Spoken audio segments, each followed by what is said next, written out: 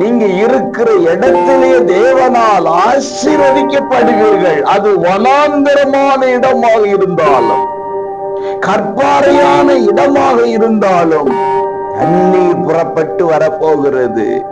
செழிப்பான தேசமாக மாறப்போகிறது.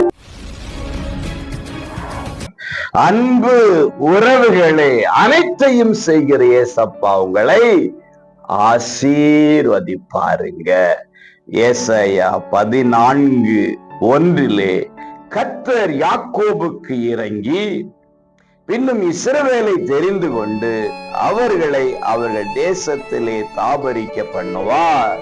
அன்புக்குரியவர்களே, இந்த வசனத்தின் அடிப்படையிலே உங்களை பார்த்து இப்படி சொல்லுகிறேன். கர்த்தர் உங்களுக்கு இறங்கி, கர்த்தர் உங்களை தெரிந்து கொண்டு, நீங்கள் இருக்கிற இடத்திலே கர்த்தர் உங்களை தாபரிக்க பண்ணுவார்.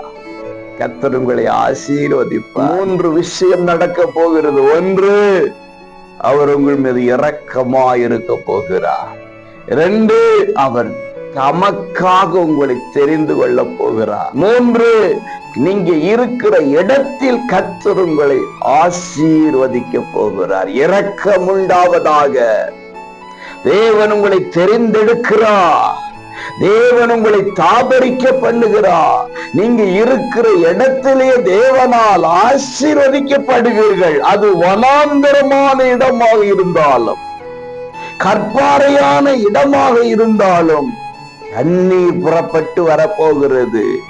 செழிப்பான தேசமாக மாறப்போகிறது. இந்த 3 ஆசீர்வாதங்கள் இன்றைக்கு உங்களுடையதாக கர்த்தர் மாற்றுகிறார். செய்ய போறீங்கப்பா, நன்றின்னு சொல்லுங்க.